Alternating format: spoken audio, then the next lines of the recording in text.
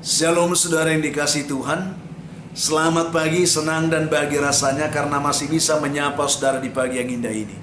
Doa dan harapan saya bahwa saudara semua dalam keadaan sehat, dalam keadaan baik tentunya, penuh dengan sukacita diberkati Tuhan untuk sepanjang hari ini. Kita bersyukur pagi ini kita masih diberi anugerah hari baru oleh Tuhan, tentu dengan berkat-berkat Tuhan yang baru yang bisa kita nikmati di sepanjang hari ini. Namun sebelumnya mari kita berdoa terlebih dahulu memohon tuntunan Tuhan menyertai kita di hari ini. Mari kita berdoa. Bapa, kami bersyukur untuk kebaikan-Mu yang sudah memimpin hidup kami sepanjang malam, juga sudah menganugerahkan kepada kami hari baru pagi ini. Berkati dan pimpinlah kami oleh Roh Kudus-Mu ya Tuhan, sehingga kami boleh berjalan dalam kemenangan Kristus di sepanjang hari ini. Dalam nama Tuhan Yesus kami berdoa. Amin. Saudaraku yang dikasihi Tuhan, pagi ini kita kembali akan menikmati lawatan firman Tuhan yang saya siapkan satu ayat dari kitab 1 Petrus pasal yang kelima ayat yang ke-8 saudara. Demikian bunyinya, sadarlah dan berjaga-jagalah, lawanmu si iblis berjalan keliling sama seperti singa yang mengaum-ngaum dan mencari orang yang dapat ditelannya.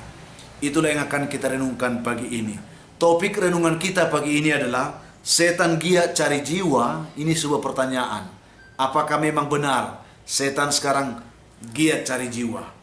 William W. Orr, saudara, dalam bukunya Setan Ada atau Tidak, beliau di sana mengatakan, saya akan bacakan ungkapannya ini. Kita perlu menyadari bahwa sampai saat ini kuasa kegelapan, setan dan roh-roh jahat ada di mana-mana dan bekerja sesuai dengan keadaan serta situasi di mana kita berada. Keinginan mereka itu setan adalah mereka ingin masuk dan menundukkan roh, pikiran dan tubuh kita sehingga mereka dapat menguasai hidup kita seluruhnya. Itu yang dikatakan saudara. Dan saya rasa ini benar saudara. Ini menjadi sebuah pergumulan kita saat ini. Suatu hari saudara, suatu ketika ada seorang anak sekolah minggu yang baru pulang dari sekolah minggu. Lalu dia langsung berkata kepada ibunya, "Ibu, ternyata ada satu hal sifat baik yang bisa kita tiru dari setan," dia katakan. Lalu mendengar itu langsung ibunya kaget. Dia curiga jangan-jangan guru sekolah minggunya hari ini telah mengajarkan yang salah kepada anaknya. Lalu dia bertanya, "Apa yang diajarkan ibu guru rupanya hari ini di sekolah minggu nak, sehingga kamu berkata seperti itu?" Lalu anak ini katakan, "Tadi ibu guru kami mengajarkan tentang 1 Petrus 5 ayat 8 bu. Di sana dikatakan bahwa ternyata setan itu dia berkeliling seperti singa yang mencari mangsa yang bisa ditelan," dia katakan. Lalu ibu guru katakan bahwa sifat baik dari iblis yang bisa kita tiru ialah bahwa ternyata setan itu bu, dia adalah pribadi yang tekun mencari jiwa untuk dibawa ke neraka. Setan itu tekun mencari jiwa dibawa ke neraka, dia katakan. Iblis tidak pernah cuti, iblis tidak pernah libur atau istirahat, baik siang, malam, pagi, tengah malam, sore. Dia tetap giat dan tekun mencari jiwa untuk dibawa sertanya ke neraka. Itu yang dikatakan oleh ibu guru kami tadi, dia katakan. Lalu mendengar penjelasan anaknya itu, si ibu itu pun menjadi tenang. Kemudian si ibu ini pun merenung dengan ungkapan anaknya ini, bahwa memang ternyata benar apa yang diajarkan oleh ibu guru sekolah minggu ini adalah sesuatu yang sangat benar, di mana setan memang benar-benar giat bekerja keras untuk mencari jiwa, untuk mencari orang-orang, dituntun, dibawa ke neraka bersama-sama dengan dia. Dan jika setan begitu giat, tidakkah seharusnya kita anak-anak Tuhan yang sudah mengecap kebaikan Tuhan, yang sudah mengenal kehidupan di dalam Tuhan, yang sudah mengenal kasih Tuhan, tidakkah seharusnya kita lebih giat lagi untuk bersama-sama mencari jiwa, menuntun mereka kepada Tuhan dan kepada kehidupan yang kekal? Ini pertanyaan yang timbul di dalam hati ibu itu. Saudaraku yang kasih Tuhan, Ini hanya sebuah perenungan bagi kita di pagi ini. Saya tidak tahu bagaimana motivasi saudara hidup di dalam Tuhan. Apakah masih ada kerinduan di hati saudara untuk melihat orang-orang yang ada di sekeliling saudara? Mereka sangat membutuhkan uluran tangan kita, saudaraku. Ada begitu banyak orang di sekeliling kita yang hidupnya dikendalikan oleh setan saat ini. Yang hidupnya penuh dengan kegelapan dunia. Yang dikendalikan oleh hawa nafsu kedagingan mereka. Dan keinginan-keinginan dunia yang membelenggu kehidupan mereka. Mereka butuh pertolongan Tuhan. Dan Tuhan ingin menolong mereka lewat kehidupan kita. Yang sudah terlebih dahulu ditolong oleh Tuhan. Dan kita juga sadar, saudara, kita perlu tahu bahwa firman Tuhan berkata demikian. Kita tahu bahwa kita berasal dari Allah, anak-anakku, dikatakan. Dan seluruh dunia berada di bawah kuasa si jahat. Fakta ini harus menjadi sebuah warning, peringatan bagi kita. Bahwa sebagai anak Tuhan, tidak seharusnya kita dikuasai oleh dunia ini. Karena memang dunia ini di bawah kekuasaan si jahat. Tetapi kita bukanlah berasal dari dunia. Kita berasal dari Allah. Kita anak-anak Tuhan yang sudah memiliki jaminan kehidupan di dalam Tuhan. Yaitu hidup yang kekal oleh pengorbanan Kristus. Oleh kasih Yesus yang telah dicurahkan kepada kita. Kita telah beroleh kehidupan kekal di dalam Dia. Tetapi dunia di mana kita tinggal ini adalah sebuah perjuangan. Adalah medan peperangan bagi kita. Di mana setan selalu bekerja giat untuk setiap saat menggoda kita, merayu kita, membujuk kita, menjebak kita, supaya kita masuk perangkap setan dan tertuntun kepada kebinasaan. Keluar dari anugerah Allah, tertuntun kepada kebinasaan. Saya hanya ingin katakan, saudara, bahwa dengan hidup di dalam iman yang benar, hidup dalam kebenaran Tuhan, sesungguhnya kita memiliki kekuatan untuk bisa menunjukkan jati diri kita sebagai terang di tengah-tengah dunia yang gelap ini, saudaraku. Jika Yesus berkata, kamu adalah terang dunia, sudah seharusnya kita bisa memberi pengaruh, memberi dampak, ya, memberi manfaat kepada orang-orang di sekeliling kita yang dikuasai oleh kegelapan hidupnya saat ini, yang dikendalikan oleh setan. Tanggung jawab kita adalah menerangi langkah mereka, menerangi pikiran mereka, menerangi hati mereka dengan kebenaran firman yang telah lebih dulu menjamah hidup kita. Mari saudaraku yang dikasihi Tuhan, kalau kita baca Yesaya 32 ayat 17, di sana firman Tuhan katakan bahwa di mana ada kebenaran, di situ akan tumbuh damai sejahtera, dan akibat kebenaran ialah ketenangan dan ketentraman untuk selama-lamanya.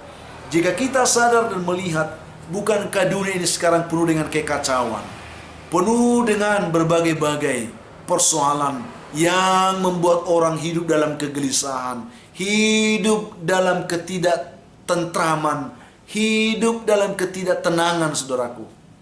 Karena apa? Karena mereka tidak hidup dalam kebenaran. Seharusnya kita yang hidup dalam kebenaran bisa mengulurkan tangan kepada mereka dan menarik mereka dari kegelapan dunia ini dengan terang ilahi yang dari Kristus yang diberikan kepada kita. Menarik mereka dari genggaman setan, menuntun mereka bisa kembali kepada Tuhan, dan membawa mereka kembali kepada hidup yang kekal bersama dengan Tuhan di surga. Itu tanggung jawab kita, saudaraku. Saya ingin mengatakan kepada kita, jika setan dan anak buahnya begitu giat mencari jiwa untuk dibawa kepada kebinasaan di neraka bersamanya, tidakkah kita, saudaraku, yang telah diperlengkapi oleh Tuhan sebagai terang, ya, yang telah menerima kebenaran firman Tuhan sebagai senjata Allah untuk menuntun orang kepada hidup yang kekal? Tidakkah seharusnya kita lebih giat dari setan untuk menuntun orang-orang yang ada di sekeliling kita, yang merindukan kasih Tuhan, yang belum memiliki kepastian hidup kekal di dalam Tuhan?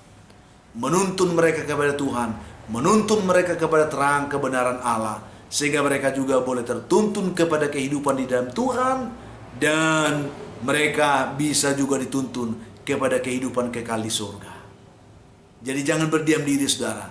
Jangan merasa berpuas diri ketika kita telah merasa kita dibenarkan oleh Tuhan, Kita dibenarkan supaya oleh kebenaran Kristus kita juga bisa menuntun orang kepada kebenaran di dalam Tuhan. Kita diselamatkan supaya oleh keselamatan yang dari Kristus kita juga bisa menuntun orang kepada keselamatan di dalam Tuhan. Itu yang perlu. Kita diberikan kehidupan kekal supaya oleh kehidupan kekal yang kita miliki kita bisa menyaksikan kepada orang dan menuntun mereka kepada Tuhan untuk beroleh hidup yang kekal di dalam diri mereka. Jadi jangan berpuas diri, jangan masa bodoh. Mungkin orang-orang itu yang dalam kegelapan itu adalah keluarga kita, suami, istri, anak-anak kita, orang-orang yang ada di sekeliling kita. Mari tunjukkan dirimu lebih giat dari setan untuk menuntun mereka kepada Tuhan, untuk memperkenalkan Yesus kepada mereka sehingga mereka boleh membuka hati kepada Tuhan dan mereka juga boleh diberikan hidup yang kekal di dalam Tuhan. Itu yang saya sampaikan pagi ini. Mari, ini pekerjaan yang diberikan Tuhan kepada kita. Tanggung jawab kita bersama. Supaya kita giat dalam pekerjaan Tuhan. Menuntun jiwa-jiwa datang kepada Tuhan. Mari, kita berdoa saudara. Kita mohon kekuatan Tuhan memampukan kita melakukan tugas ini. Kita berdoa. Tuhan, terima kasih untuk kebenaran firman yang kami terima pagi ini. Jikalau setan begitu giat mencari jiwa untuk dituntun kepada neraka, tidakkah seharusnya kami Tuhan lebih giat lagi untuk menuntun orang kepada Tuhan untuk beroleh hidup yang kekal dan akhirnya boleh dituntun masuk surga. Tuhan Yesus yang baik, berkatilah setiap kami mendengarkan renungan ini. Walaupun dalam pengertian yang sederhana, berikan kami pemahaman yang baik Tuhan. Terima kasih. Hamba doakan jemaat Tuhan yang mendengarkan renungan ini, yang lemah Tuhan kuatkan, yang putus asa Tuhan beri harapan, yang sedang berduka hiburkan, yang berbeban berat Tuhan berikan kelegaan, yang dalam pergumulan sakit penyakit Tuhan berikan mereka pertolongan, pulihkan dan sembuhkan mereka dalam nama Tuhan Yesus. Hamba juga doakan umat Tuhan yang sedang bergumul saat ini Tuhan, mencari pekerjaan, Tuhan memberkati mereka. Yang sedang mengharapkan jodoh diberkati Tuhan, yang mengharapkan keturunan pun diberkati Tuhan. Berdoa untuk anak-anak-Mu, anak-anak kami yang sedang bergumul dalam pendidikan, dari TK sampai perguruan tinggi, Tuhan lawat mereka, berkati pergumulan pendidikan mereka, buat mereka berhasil semuanya. Hamba doakan umat-Mu, anak-anak-Mu pagi ini yang bersuka cita karena mereka berulang tahun. Penuhkan sukacita mereka Tuhan. Ajar mereka bersyukur, karena semua itu adalah anugerah Tuhan bagi mereka. Ada begitu banyak umat-Mu pagi ini yang mendengarkan renungan dan doa ini, terbelenggu oleh beban hidup yang berat, dibelenggu oleh persoalan-persoalan yang berat, dibelenggu oleh kuasa-kuasa setan dan kuasa iblis. Mereka mengharapkan pertolongan Tuhan. Ulurkan tangan-Mu Tuhan, jamah mereka, pulihkan, bebaskan dan berkati mereka semua. Dalam nama Tuhan Yesus kami berdoa. Amin. Saudaraku yang kasih Tuhan, apapun keadaan hidup yang saudara hadapi hari ini, saya hanya mau berpesan, tetaplah semangat saudara. Jadilah kuat dalam Tuhan. Bersukacitalah senantiasa dan mengucap syukur atas segala sesuatu. Karena itu pasti dikehendaki Tuhan dari kehidupan saudara hari ini. Kalau saudara mempunyai beban, pergumulan hidup yang berat, dan saudara memang benar rindu didoakan, hubungi kami saudara di nomor telepon yang tertera di layar saudara. Kami siap membantu mendukung saudara dalam doa. Itu komitmen kami saudara. Dan bantu juga kami untuk selalu men-share, membagikan renungan ini kepada yang lain. Karena kami tahu ada begitu banyak orang yang saat ini mengharapkan lawatan Tuhan. Biarlah dengan mendengarkan renungan ini mereka juga boleh diberkati. Bagikan kepada mereka.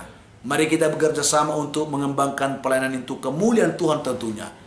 Dan berkat sukacita bagi saya dan saudara dimanapun berada. Saudara yang kasih Tuhan, akhirnya saya Pendeta Linti Dongoran, Pendeta GKP Jemaat Khusus Soresa Medan, menyampaikan sampai jumpa saudaraku di kesempatan lain. Tuhan memberkati saudara hari ini. Shalom.